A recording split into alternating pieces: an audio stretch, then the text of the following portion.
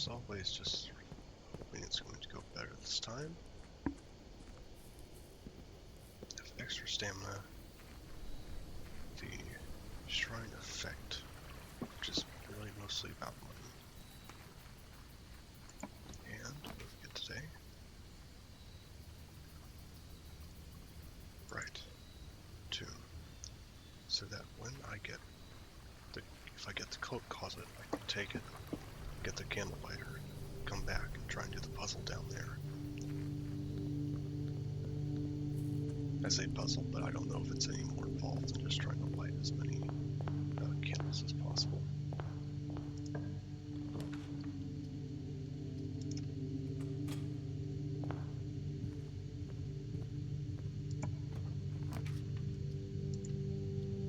It's a good start.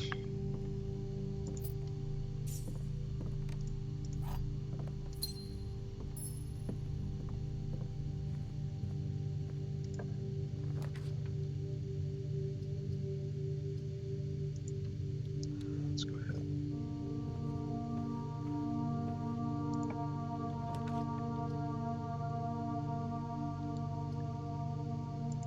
Hardware.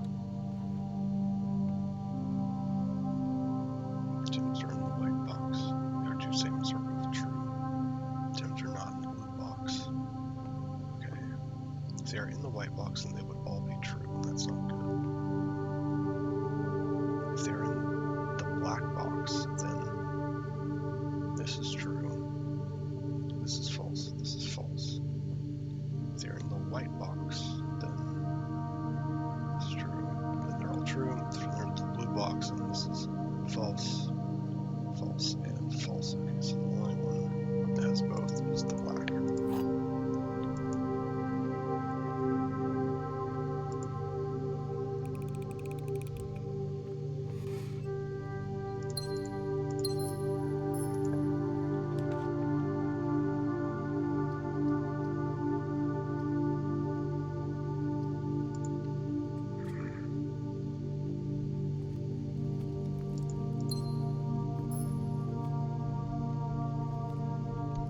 Something just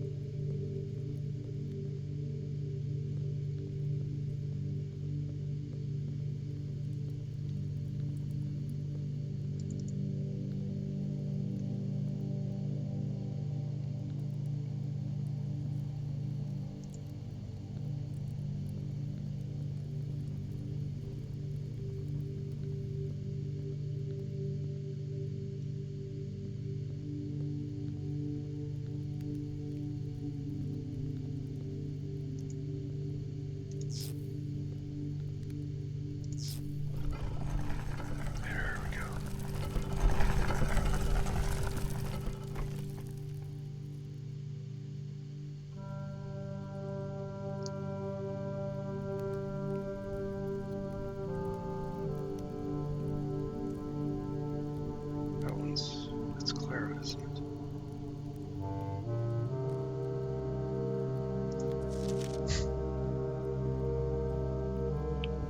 Oh, dang it. It's in code.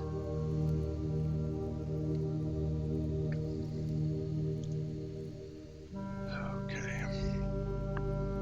That's something I have to do off of the game.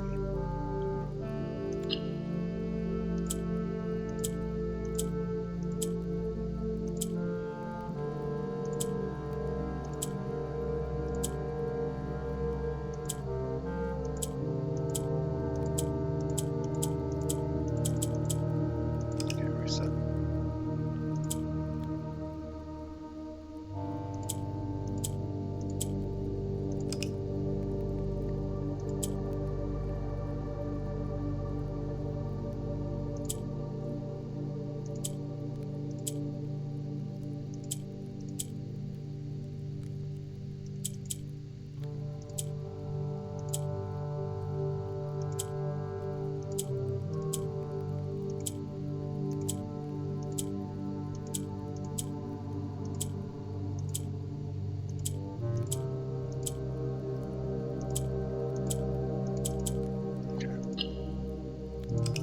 So I can get them to go down.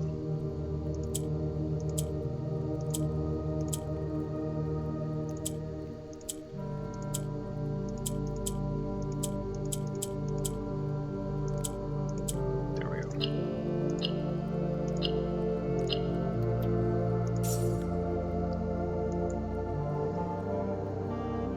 But that can't be all. Because I know there's a connection from Tomb to the underground, to the basement section.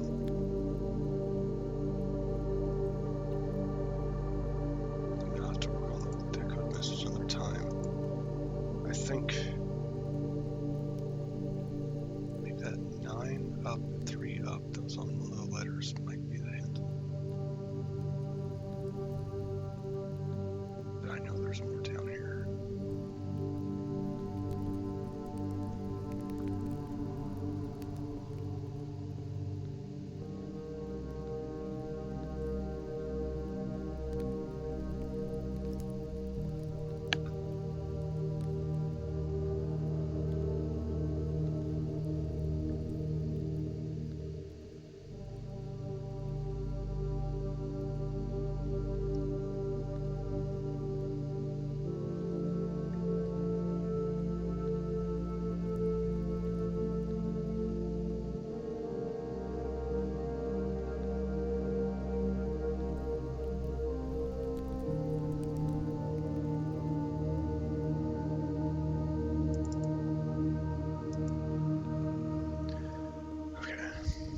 Look at these statues. There are a lot of them. Maybe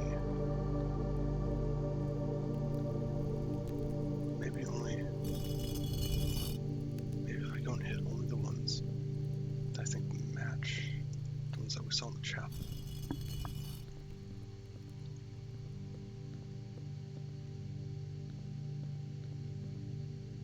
Oh, wait. How did I miss that? I guess I was in too much rush to hit those red candles. Oh, brightness, that's nice.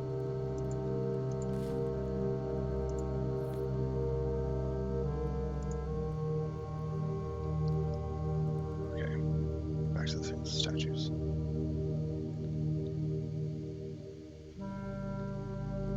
Is that one of them? I'm not sure. Fairly certain that is the chef.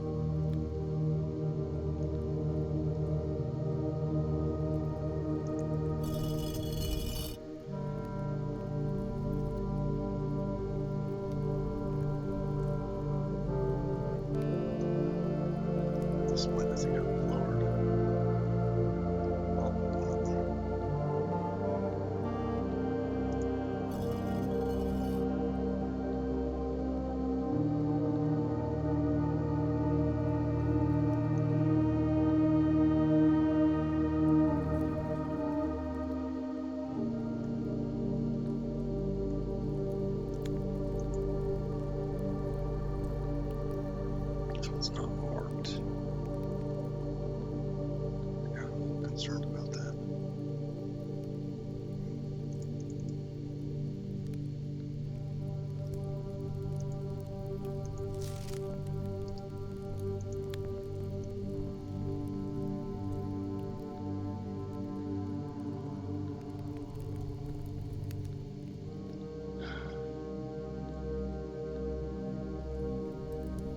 Find the chapel again. I'm taking a look at those the stained glass windows.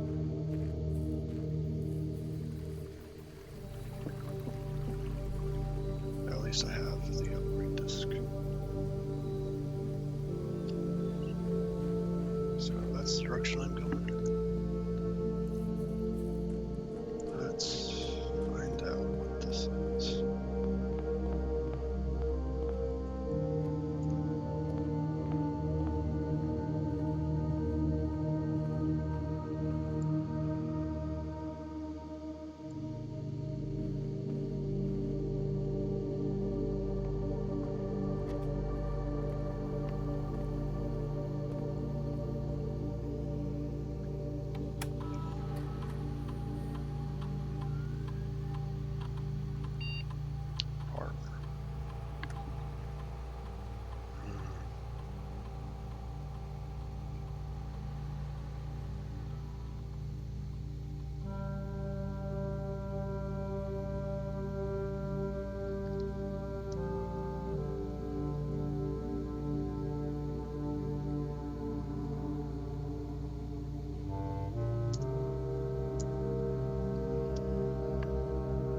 With the paradoxes and basically makes it an assured 2 gems.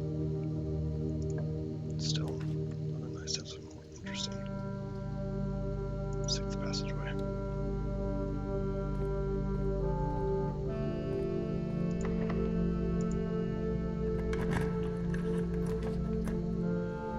Don't want any of those.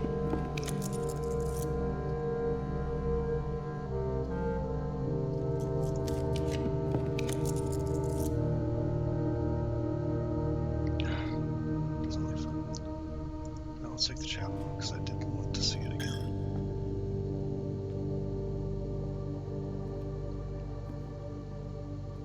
Okay. Let's write this down.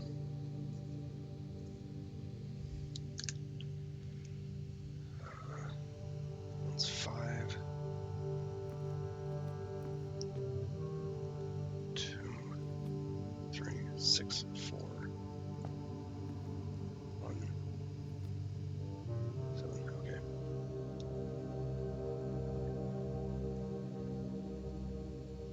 Alright, angels. 1 has the hoe. Farmer. 2, chef.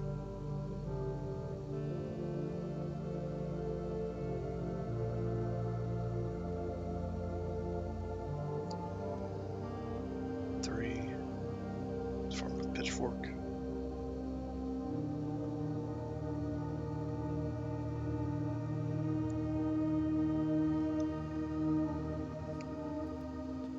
4, chimney sweep.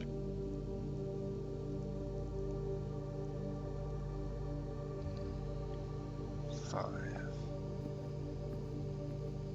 broom.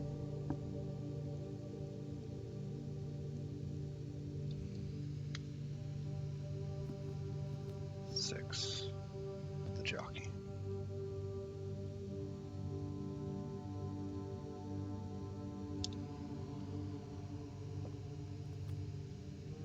You mean 7, the crown.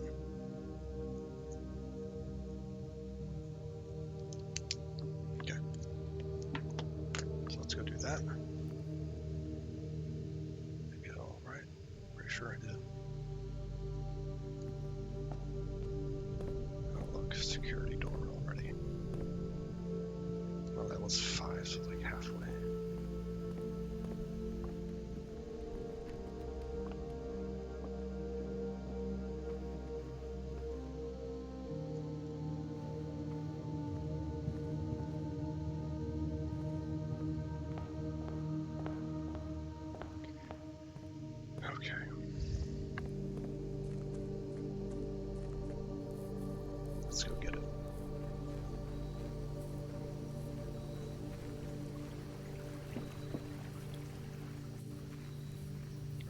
sure we set all of them.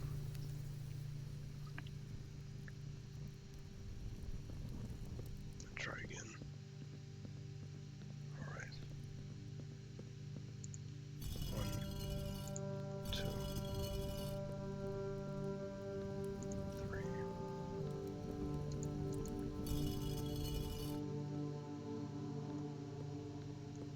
4.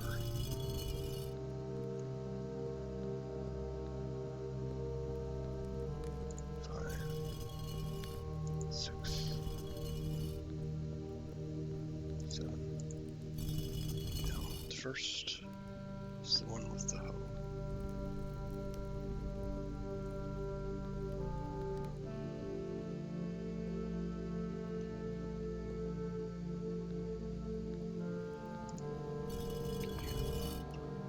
Then the chef.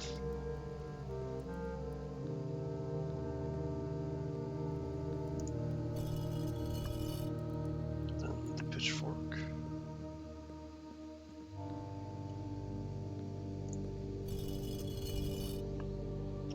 Then the chimney sweep. The broom, the jockey, the crown.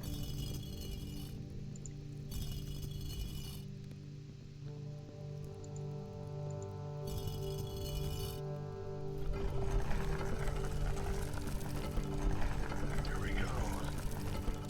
And it wasn't where I thought it would be. But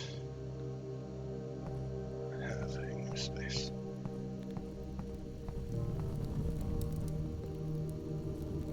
Catacombs. Oh, jeez, there's an actual skull over here.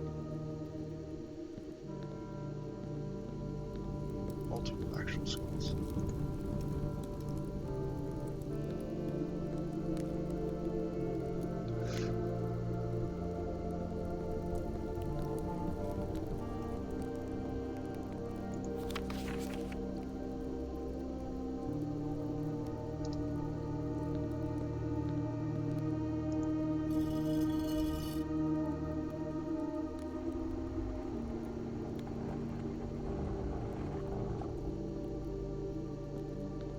So I could never reach that room without going through this way. But surely that's not it.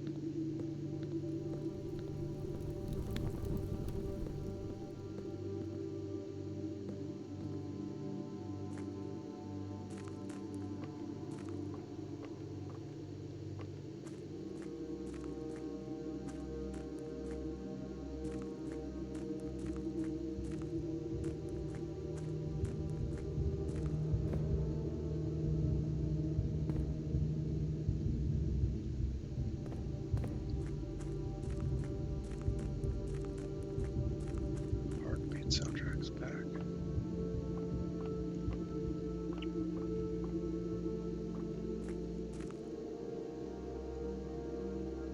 Right. Okay.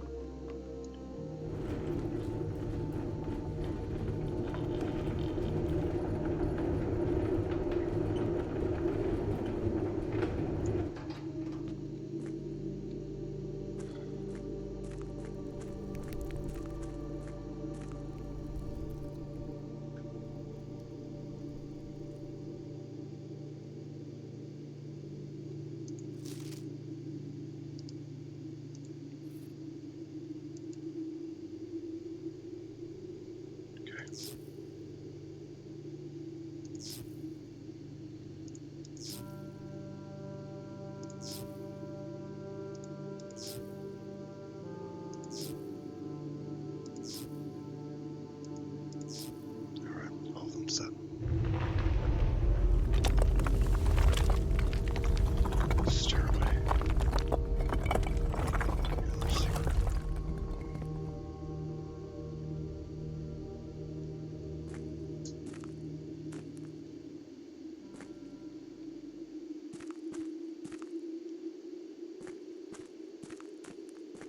Music left.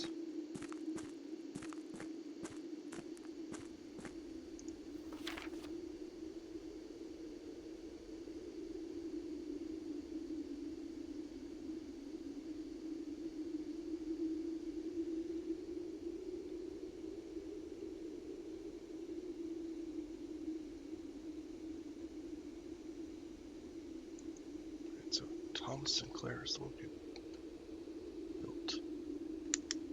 had these tunnels built. Okay.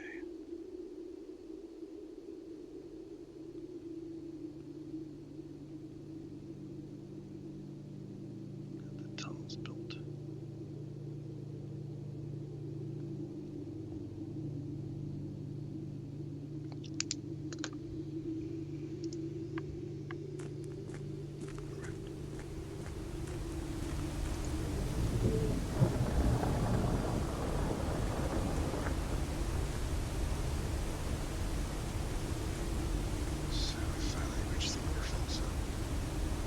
Precipice.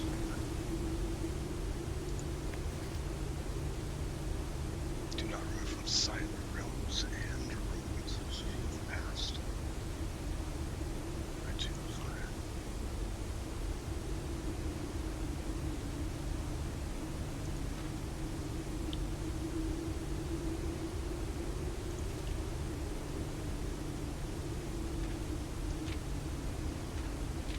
Pieces.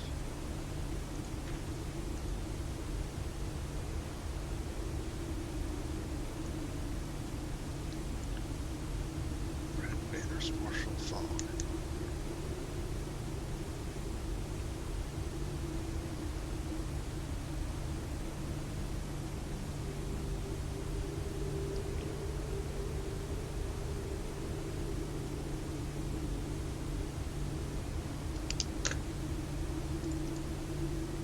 Okay. That I hope leads somewhere at some point.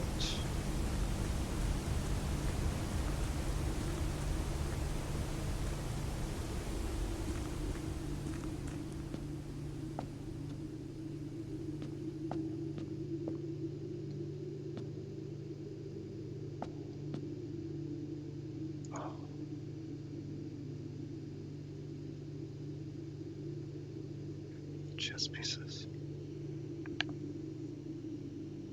Okay. Make a note here that I need to be doing that.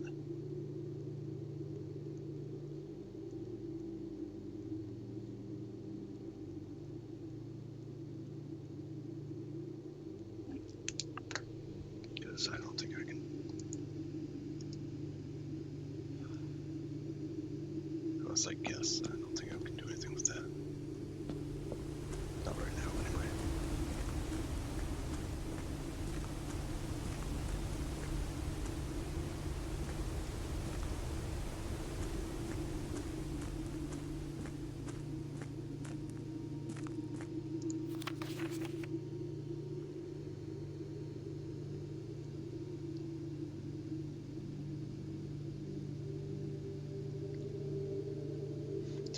This was already here.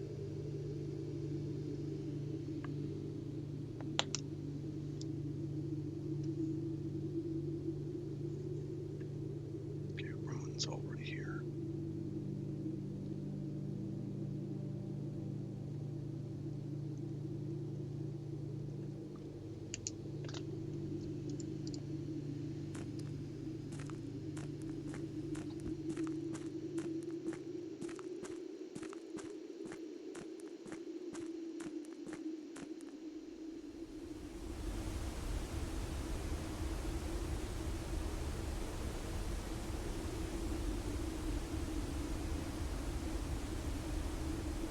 That's it, huh? What? Okay, I guess just need him to render.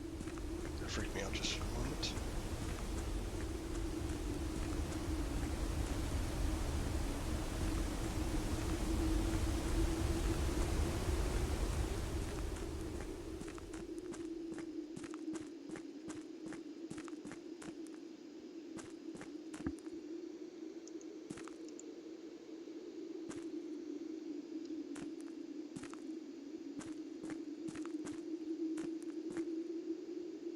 At least it didn't take too much stamina for that.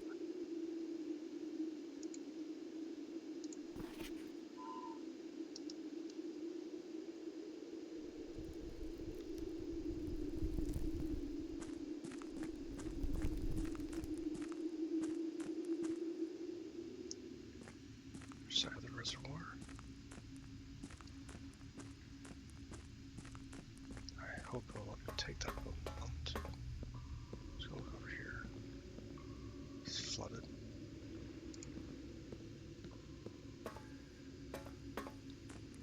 So at some point I do need to re-access the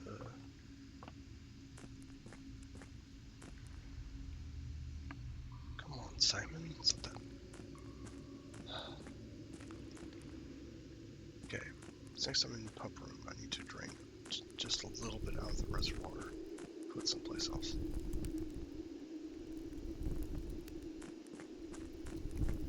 But got something done.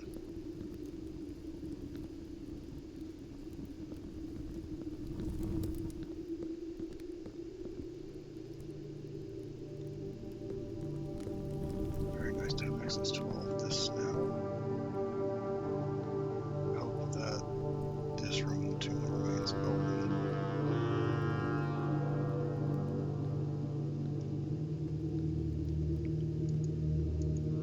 I still feel like there's supposed to be something going on with that. But I do want to get back and put that upgrade card in.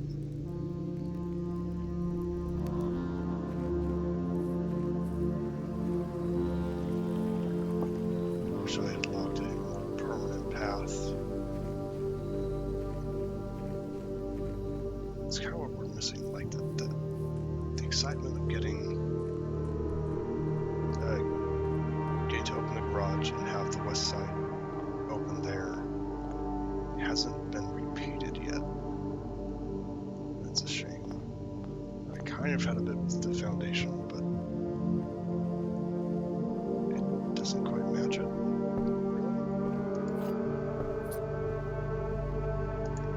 Waiting for any less.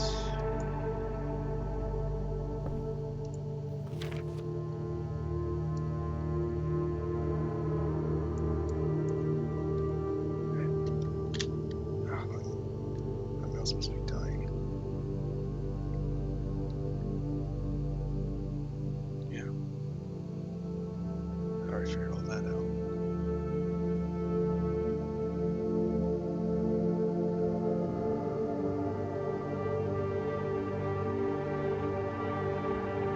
That he will take to his grave. That's it. Very much correct. Dang, I wish I had picked up the magnifying glass before I went down there. Let's have a look here. Always best bet right now. Interconnects these two paths.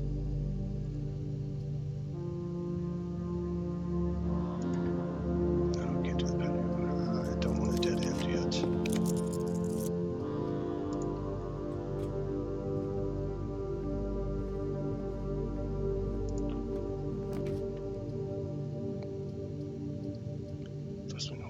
Someplace else. Let's take the guest bedroom, get more stamina back, and a gym. That's nice.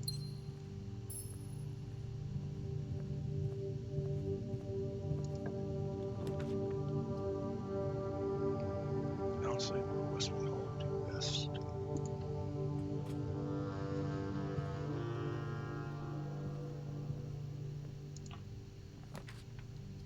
Pushing north pretty well. Let's take the library. Did I have something on order? I think I've seen all these now. Yeah. Now this is better chance to be something rare.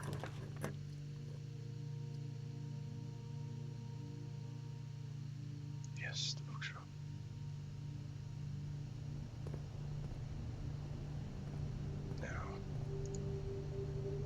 Show available.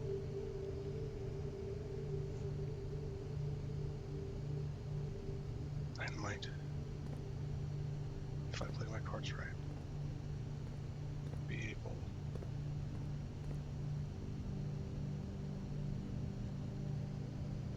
to disappear to here.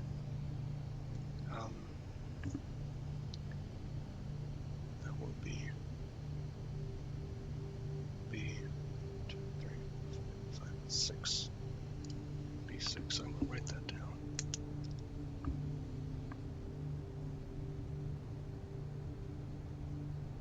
And check if I ever see it again. Check it against that. Okay. Now, 2 things I want to do. Let's see if I can't get 250 gold.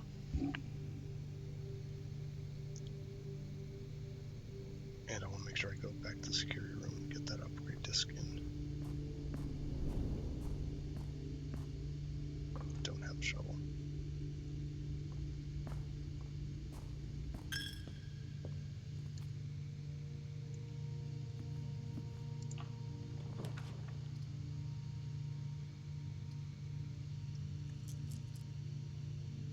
No, I don't have any gems left.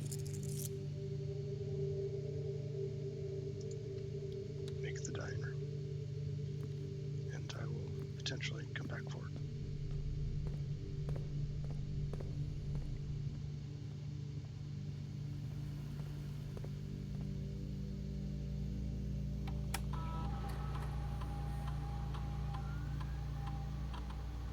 The Nook.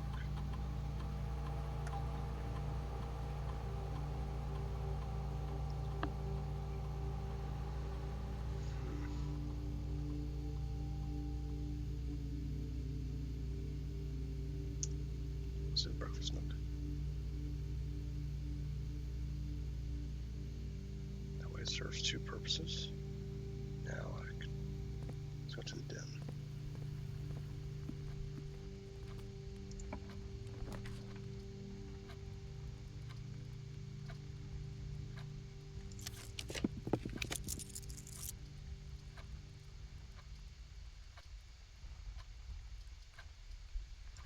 Entry.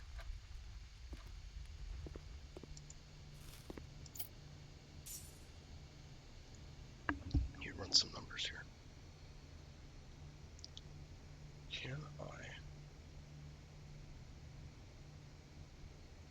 leave the tomb, get the money, and come back? 1, 2, 3, 4, 5, 6, 7, 8, 9, 10, 11, 12, 13, 14, 15, 16, 17, 18, 19. No, I cannot do that. So instead, I'll go back to the bookshop and buy the 40 gold one.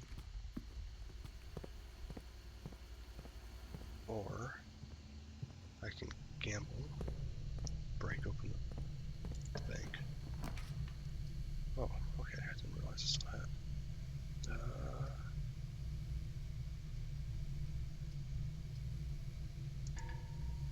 No. Mm-mm.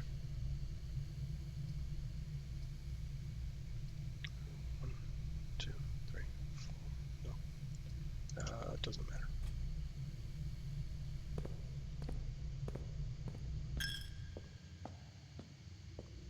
This will have been progress. Genuine progress today.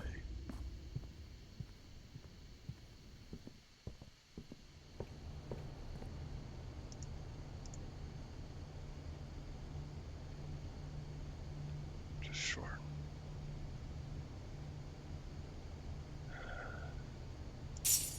There's the Black Ridge. We'll go ahead and order that.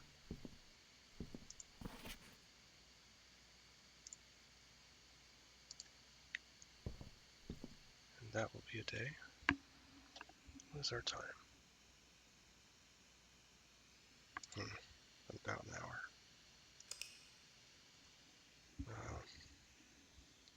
Let's see how long this next one is. Probably keep this one to just 2. 5 tomorrow rooms, yep.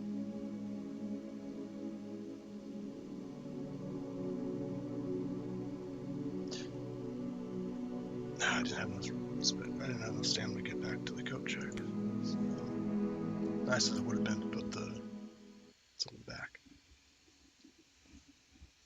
But I don't actually I can't actually think of any other anything else I've seen those kinds of candles. So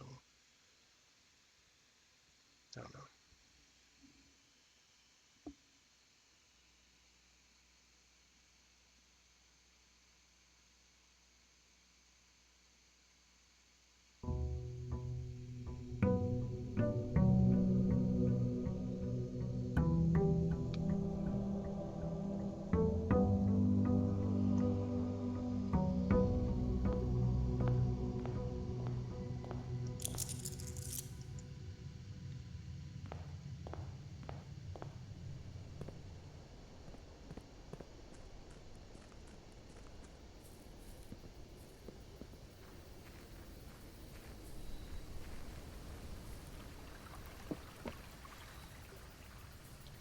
All right, what do we get today?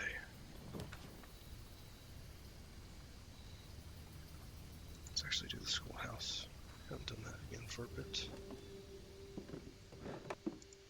Trying to remember if there's anything special in here. Other than the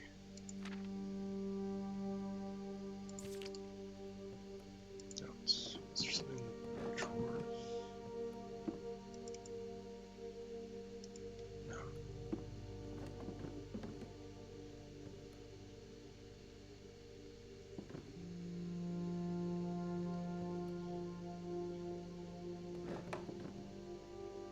Yeah, the big thing was that gas.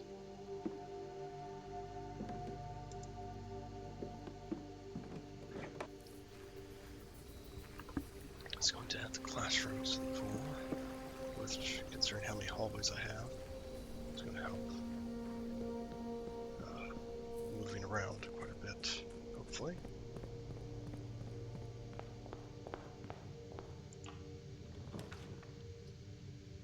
Wow, already. Let's wait.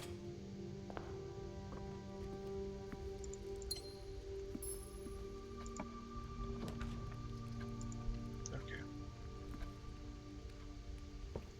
Let's see what this is.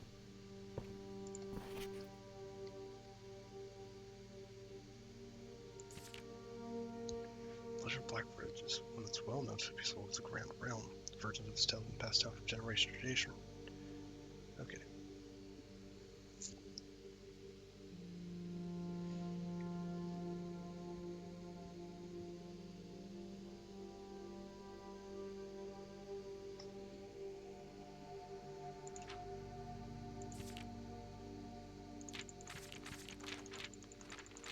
Oh, it is long.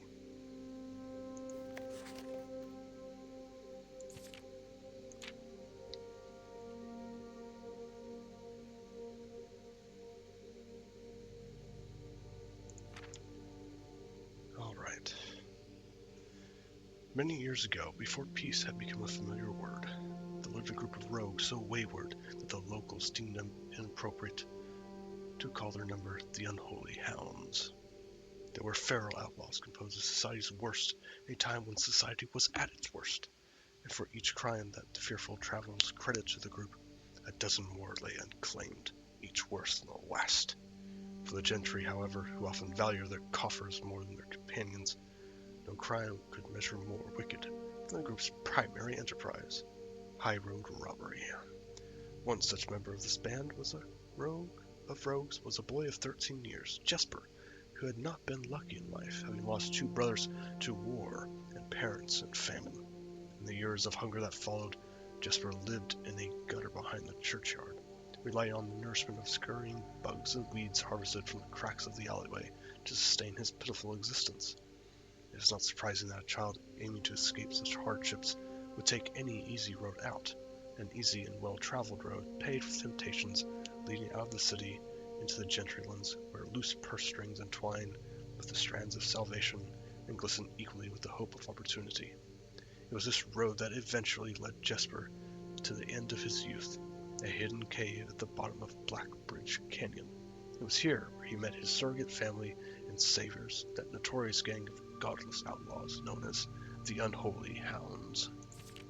Despite the hardened circumstances that had led him to this vocation of banditry, Jesper was surprisingly tender-hearted, and was often teased by the group for being too kind for such a noble life. For this reason, Jesper was assigned the innocent role of berry picker. It was not just innocence that set berry picking apart from the gang's more wicked undertakings, for it was the only duty performed without the safety of night's concealment. Jesper, no stranger to solitude, did not protest that he alone worked while others slept soundly tucked away in the cave at the bottom of Blackbridge Canyon. On one such occasion, Jesper decided to get an early start, left the cave, berry basket in hand, and set out into the woods before the morning sun had even brushed the tallest treetops. It was colder in the morning, but the headway dawn afforded meant Jesper could reach the furthest berry patches without worry of being chastised for tarrying upon his return. It took over 3 hours on foot to reach his destination, and along the way Jesper had passed many a familiar bush, all priorly pillaged and so bereft of berries that one would have to dedicate several moments in earnest examination to find a single one. Jesper was patient, but even patience has its limits. He was confident that even accounting for the time lost to this long stretch of travel, his efforts would be well worth the pains. Surveying the patches in this new growth surprised even Jesper. The red dots suspended among the leaves seemed as numerous as stars in the skies. Upon seeing such a bounteous sight, he clutched his berry basket tightly and nearly toppled over out of joy. Once he had regained his senses, Jesper quickly made a decision. He would not reveal the location of this newfound treasure.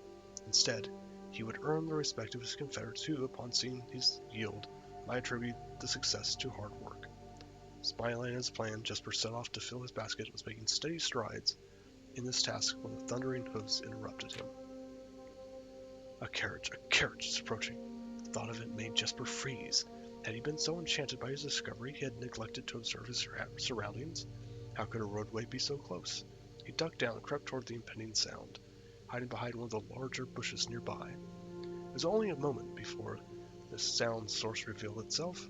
Within 50 paces of where Jesper hid, an elegant carriage with gold trim came soaring around the corner of the trees, led by two beautiful white horses, and conveyed by a stern-looking driver seated atop the vehicle, flaunting even the most sophisticated regalia Jesper had ever seen. It was not just any carriage, it was a royal carriage. Even without ever having witnessed such a sight before, Jesper was so certain. The sight had so transfixed Jesper that he stood awestruck, unable to tear away as the carriage approached. The little concealment the bush provided was soon proven unequal to the driver's lofty perch, and upon spying the boy he pulled the reins with such effort that the noble steed slid to a sudden halt with precise control. "You, boy, get out from behind that bush!" he shouted, with a rigidity that betrayed a modest amount of fear. "You startled me half to death coming round the bend of my own drive and me seeing an unfamiliar face in a place where there ought not be any face." Jesper quickly contemplated running. The man was much older, and his dress was suitable for courtly behavior, not dashing through bramble and mud. I was picking berries." Jesper raised a half-filled basket up to allow the driver to see the proof of his words. The demeanor of the man suddenly changed. It was change that Jesper was familiar with. He had seen many times the same stern expressions on the most fiendish bandits melt away when presented with the berry basket. Any suspicions that the driver might have had instantly evaporated, for even the notion of a member of the unholy hounds picking berries seemed farcical. The softened expression even made allowances for a smile. "Berries, eh? Say, couldn't you have picked a better spot for them, could you? I used to pick berries here as a boy." Jesper took this cue to finally step forward from behind the bush, proudly brandishing his basket. "Oh, I know, and what luck I found them. I'd only just begun picking, and look how many I have. It would have taken me fourfold the time back home to procure this number." The driver bent down for a closer look. "And where's your home, boy? It must be quite far." Jesper replied with a scripted response. "A little south of the Tanner Fork, just past the burnt woods." "My God, that is far. You couldn't have come all this way only this morning." It was true. Tanner Fork was in the exact opposite direction that Jesper had traveled. While that response would seem perfectly reasonable in a location closer to Blackbridge Canyon, he could see why it might be less believable here. "Sir, I have traveled much farther for much less profit. I dare say there is no distance yet made by man that would be worth undertaking for a price such as these. Surely you have tasted them yourself." Jasper felt happier with the response as it seemed to amplify the man's smile. In my youth often, but perhaps I took for granted as I never traveled very far. And even then, my father would always drive us here in our carriage. So I'm ashamed that I have never had to walk such a stretch to earn an equal reward. It's Jasper's turn to smile. Then let my efforts reward us both today. He raised the basket even higher. A taste in the memory of your youth, sir.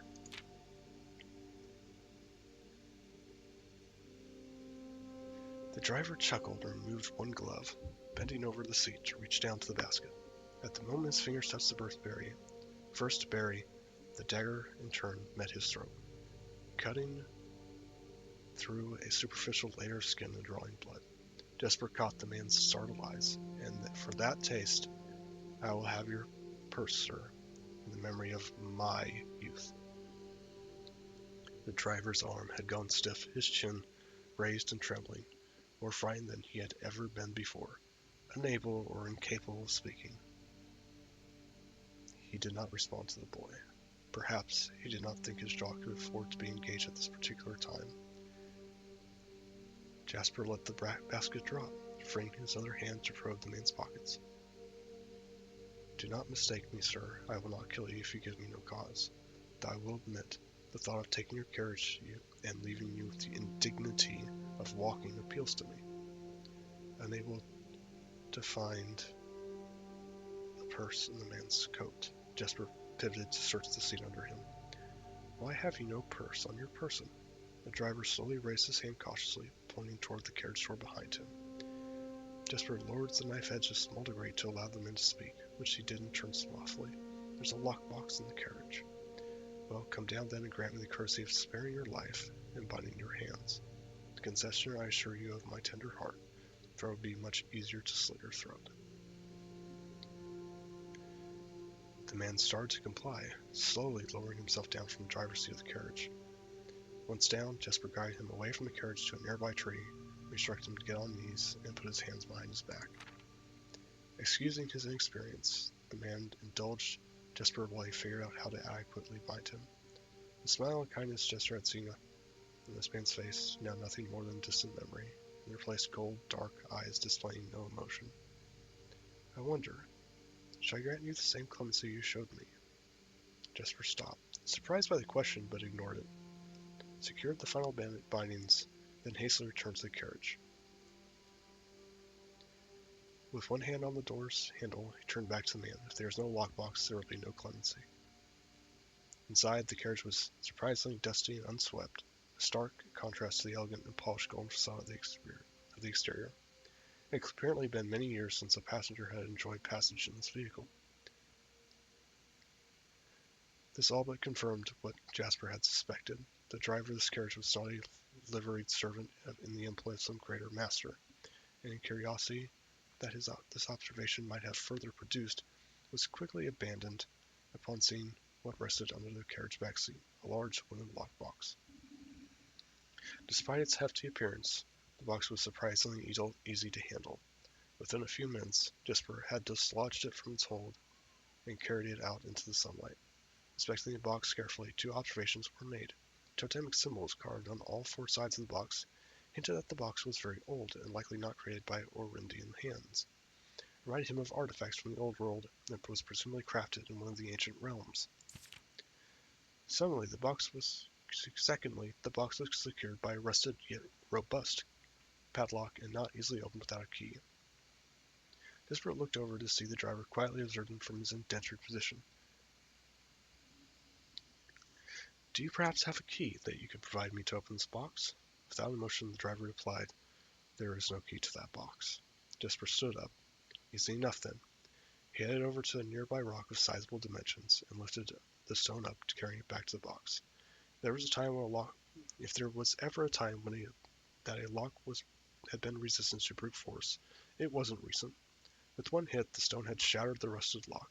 He bent back down and opened the lid. Inside was an effigy, a crude figure chiseled from stone. Without too much deliberation, Jasper bent down and picked it up, somewhat surprised how heavy it seemed, given how light the box had felt. Having expected to find something more akin to gold or gems, he looked questioningly To the man hoping to find an explanation, the driver's smile had once again returned. "You are cursed, boy, for deadly is the stone. You have opened that which should have never been opened, and you are cursed." Jasper carried the effigy over to the man and shoved it in front of his face. "What is it?" "That's one." Feeling his disappointment rising to anger now, Jasper tightened his grip on the effigy. "One what, you mumbling agitator? And in God's name, why have you no purse on your person?" The man did not seem intimidated. "One pace." He paused for effect. 12 more and you will be dead." He only had a second to flinch as the effigy struck him in the head, put an end to his cryptic ramblings. If there was ever a time when the old man had been resistant to brute force, it wasn't recent. Jasper looked down at the sculpted stone figure, now splattered red. Was it cursed? Was he cursed? He had of course heard stories of curses and had never doubted their validity in the past, but now that he was standing face to face with the possibility of being cursed, his mind pleaded with him to be skeptical. And if he was cursed, what difference would that knowledge make? A dozen more paces would not be enough to find another living soul, to say nothing of the chances of procuring a remedy. If he did not move from here, where he now stood, he could live for maybe another 3 or 4 days, maybe more given the abundance of nearby berries, a plan that, if we ignore its obvious faults, might provide additional help for opportunities to come along. But what good would that do? To be discovered here, beside a body, stolen goods in hand, bloated from berries, and raving about a curse that could very well not be real. No, it would most certainly be better to face one's fate now, take a dozen paces, and see if life goes on. But Jesper found his legs unable to make that first step. His mind was unable to convince his limb to waste away 1/12 of his life in a single motion. Feeling the desperation sink in, he hopelessly looked about him for a solution, and if, by some stroke of luck, had heard his plea, a miracle materialized before him as if he found something at the end of a fairy tale. 2 white horses and a carriage of gold trim were beside him, the answer to his immediate prayers. He laughed at his fortune and calculated a short number of paces back to the road. 4. Perhaps only 3 if he jumped. He made a quick survey to see if there was anything he wished to grab before taking the plunge. He thought about removing the driver's fancy coat, as that appeared to be of some value, but the additional risk of undertaking the test was too great a chance. And so, after a profound breath, he took his second, third, fourth step, though they were quite large. Sitting now behind the horses, he reached for the reins and suddenly realized he was still gripping the effigy. If curse was real, then it would most certainly be better left here. If, on the other hand, the story is fictitious, there might be some appraisal that could be made of the figure. It was, after all, found within a locked box, whose typical function often secures objects of value. Having witnessed firsthand the horrors of destitution, Jesper found his mind equally reluctant to let it go. If it is cursed, I die. If not today, then tomorrow. And if I die, what care do I have? With that statement aloud, to the horses seemingly, Jesper took up the reins with confidence.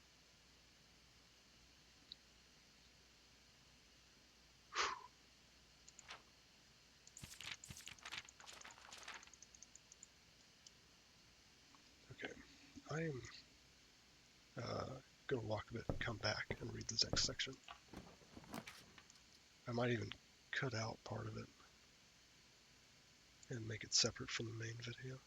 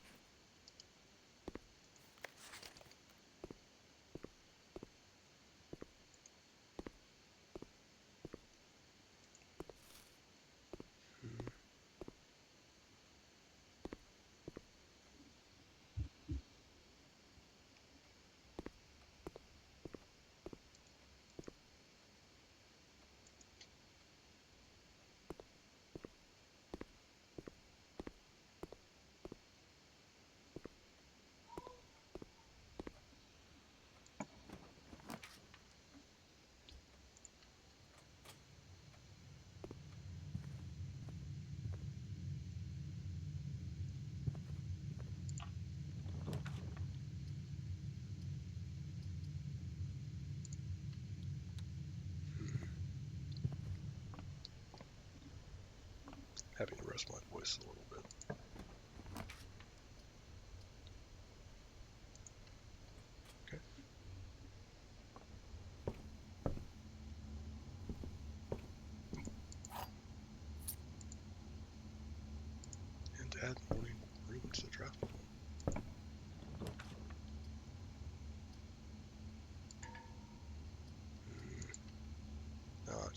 so far.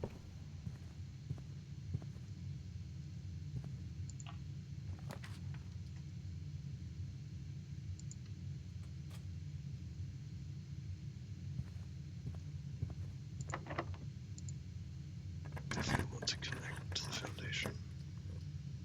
Don't have enough for security. Dang it.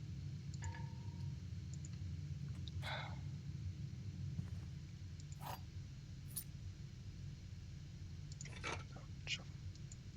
Nice.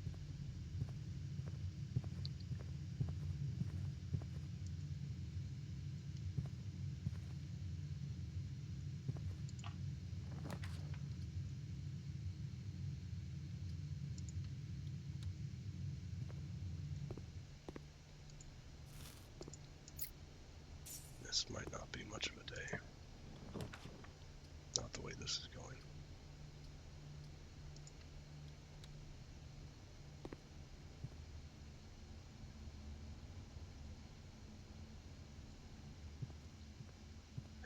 Come on, connect. Okay.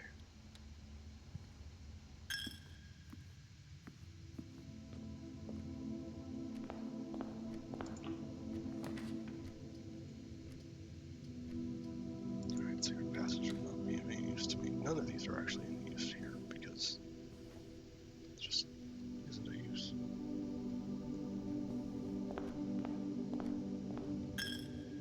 Boudoir just isn't much of anything, really. Just going really badly. Okay. The coin purse. Fine. It's no real use today.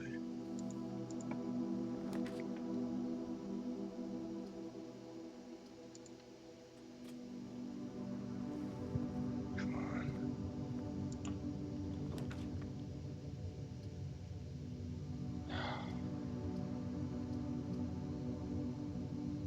That's it. Another dead-end day. Well, let's go back and read the rest.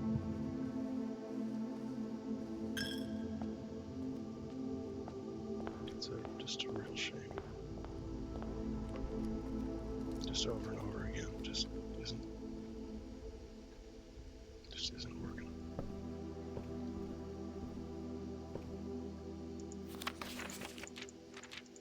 Alright.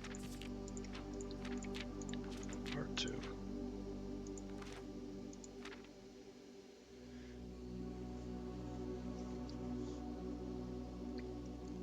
Miller awoke to some light nudging from a familiar foot. Only one person would have the cheek to awaken her in such an ill-mannered fashion. Shaking the sleep from her eyes, she glared up at him in the darkness, but did not say a word. He nudged her again, teasingly, then stepped back into the dim. After taking a moment for her eyes to adjust to the darkness of the cave, Miller remembered she was on third watch today. Quietly collecting her things and wits, Miller turned as she left, waving to her young friend, who was more than likely already asleep. She crept to the cavern's main passage, careful not to wake the sleeping bandits around her. Like a hero in a book, she often mused. Quietly, she grabbed a bow from the haphazardly formed pile of weapons, shaking the accompanying quiver in the darkness to assess how many arrows it held. She then walked toward the sun-drenched mouth of the cavern, ready to start her shift. Above her, in one of the few trees found in the canyon, Miller could see that Ravia was already posted. She waved and Ravia waved back. Calling out to each other was strictly forbidden. Anything louder than a gesture in the canyon was forbidden. When Miller reached the tree, Ravia lowered a braided rope and pointed to the ground behind her. Miller turned, following the finger. She saw a pail of water resting beside a nearby log. She turned back to Ravia, nodded, and secured the pail to the rope. The pail went up first, and in turn, Miller followed. Ravia reached across to grab the water. Miller leaned back to give her some space. There's not much room for maneuvering in this tree post, a necessary concession for the concealment the outpost demanded. Ravia tilted the pail up to her mouth dramatically, illustrating how thirsty she'd been. Miller laughed silently as water poured out, splashing onto Ravia's face. It was a bit too daring and noisy of a joke, and had the others been around, they would have certainly been scolded for the unwarranted sound. But Miller appreciated the efforts Ravia took to verbalize the silence of the morning. They had been on third watch together for over a month, and during that speechless time their friendship had grown to something special. Affection was unsurprisingly scarce among the unholy hounds. She had felt camaraderie before, of course, but intimacy never. From their elevated vantage, the girls could see both the concealed entrance of the cavern as well as a clear view of the bridge that spanned across the canyon. Black Bridge was a link between the Gentry lands and the northern mountains, the overpass that connected Orris and Reddington. To the city-faring travelers of the realm, the bridge was an unavoidable crossing. In the day, the task was to ensure that travelers passed by without stopping. At night, the task was to ensure that they do. Like most of her band, Miller preferred the night. The biting glare of the sun was tolerable to farmhands and bricklayers, but to a cavern-housed bandit it was a source of constant annoyance. In the day, there was no shroud to conceal her expressions, nor to hide her thoughts. She felt exposed. Ravia touched her elbow and pointed up. Miller, striving to suppress the budding smile, subtly shook her head in response. There were many signs that the unholy hounds used in lieu of words, but the two of them had developed an extended vocabulary, gestures quietly forged in the shared solitude of their month among the branches. She watched as Ravia shifted, placing her palms flat on the floorboards beneath them. Miller knew what she was trying to say, but shook her head a second time. It was more fun to pretend not to understand. Ravia rolled her eyes and turned away, looking back to the canyon. Squinting through the leaves, the two girls held still, watching and listening. It was not long until Miller, too, heard the sounds of approach. Ravia held up two bent fingers, and a few minutes later, two men emerged from the bridge's southern end. They were dressed in a familiar uniform, long gray coats with black facings, white waistcoats, and black tricorn hats. They belonged to the local patrol, the Black Guard. Although not an everyday occurrence, their presence at Black Bridge wasn't an unusual sight. It typically indicated that an important traveler's impending passage across the bridge, information that the girls would promptly relay to the leaders as soon as the coast was clear. But this report, while exciting, was rarely acted upon. In Miller's 5 years in the Unholy Hounds, she had never once seen a carriage in open daylight when the Blackguard was nearby. The men had nearly reached the bridge's north end when Miller heard the horses, faintly at first but growing louder with each passing moment. Ravia's eyes met Miller's, the same concern mirrored each other's expression. They did not sound like the typical carriage, cautiously approaching the bridge to cross. Instead, the familiar crunch of the high road's gravel, they heard a harsh clattering of hoofbeats against the stone. Both girls quickly redirected their attention downwards, looking through the foliage. The sounds were not coming from the high road, but from the canyon itself. The horses were coming from below the bridge. In an instant, Miller had knocked an arrow and drawn her bow. Go. Ravia was gone before the whisper had even left Miller's mouth. The young scout was already sliding down to the bank below, racing toward the cave. There was no road that ran below the canyon. There was no reason for Numa's horses to be approaching the cave. There was only one reasonable conclusion. Both girls had reached it instantly. The base had been compromised. This was a Blackguard attack.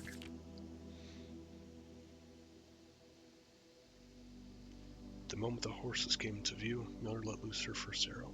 She was surprised to see a carriage. She expected a cavalry. Before she even finished processing the thought, the second arrow was in the air. Without a trail, it would be unthinkable for a carriage to traverse such rough terrain. She watched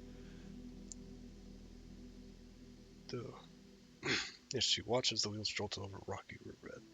A third arrow was now in flight. There would be no need for a fourth. The driver slumped over just moments before the vehicle dipped into a small ditch, slamming into an embankment. The force of this sudden halt immediately shattered the front two wheels and catapulted the driver from his seat. Utterly confused now, Miller quickly glanced over her shoulder to see if any horses were also approaching from the rear. Down the canyon, the entire horde of the unholy hounds came spilling forth from the earth as if hell itself had sprung open. The group seemed even more bewildered than Miller, half asleep and tripping over one another in a desperate attempt to engage an unseen enemy in combat. Miller could see Ravia among their number, the only one looking up at her. Her expression was chilling. There would be no need for silent gesture to convey what they both now realized. They had made a mistake. Gang Chief and Joffrey Heartslasher led the others, cautiously approaching the crash carriage like a suspicious fox near a baited trap. There were no words exchanged. The group cut forward in customary silence. Those several paces in front of the wreckage lay a far-flung figure, air protruding from his broken body. Beside him, a blood-stained effigy carved from stone. Miller was inconsolable. Jesper had always been her favorite. He had always shadowed her in the night, clinging to the hems of her every move, the way a child tails behind an older sibling. Tender-hearted, she had always called him, though deep down she had known that wasn't quite true. His appearance of gentleness considered a raw, resilient durability that emerged in the most perilous of situations. He'd been a flower among the knells of this cave, but he still had thorns, honed by the grim past and 100 hands of misfortune. They buried him in the darkness, in the back of one of the larger cavern rooms. He was interred with a berry basket and a silk handkerchief he had once treasured. The mysterious effigy they found with him served as a distinguished gravestone, a marker that stood out as somewhat special among the rows of similar swords marking their neighboring plot. No one spoke, not even whispers. There was nothing to say. Miller awoke the next day to a thunderous shaking and rattling of the earth, a far cry from the playful nudging of the previous day. She strained to adjust her eyes, but the choking sting of stirred-up dust caused her to flinch. Panic was also in the air. The sound of scurried footsteps and clattered feet filled the space around her. But even alarm, the silence was louder. What was it that sounded so strange? Miller closed her eyes tight and used her feet to guide her along the passage. The whispers around her were getting louder. Tense voices could be heard ahead, louder speech than she had ever heard spoken in the canyon. A growing dread grew as Miller approached the mouth of the cave, her eyes now opened wide to dust. Shouldn't it be day? Miller felt a hand in the darkness, pulling at her. It was Ravia. The two embraced. Miller did not need her to see her to understand. Ravia placed two bent fingers against Miller's cheek, then with touching. With that touch against her face, Miller felt the same sinking feeling from the previous day. The two bent fingers confirmed what Miller had suspected. The girls had forgotten to relay one critical piece of information to the others. Hours or so later, the screams began. Blood-curdling cries of hopeless desperation. Captain Frederick Lee of Blackguard looked down from the ridge of the canyon at the collapsed entrance of the cave. Ah, he grinned. Now they speak.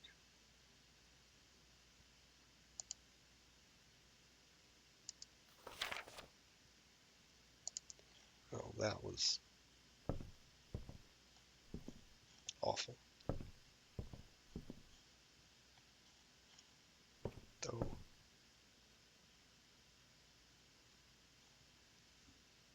who survived to share that story? Or if it's just a story, of course. Sadly, that's the whole day. A lot of reading, but sadly, nothing else.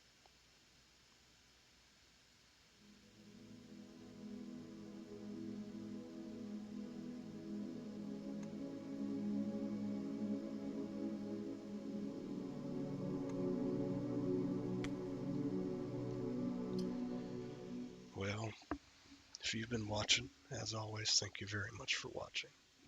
Love to hear from you. What I'm doing right, what I'm doing wrong. Anything but spoilers, please. And I'll see you again next time.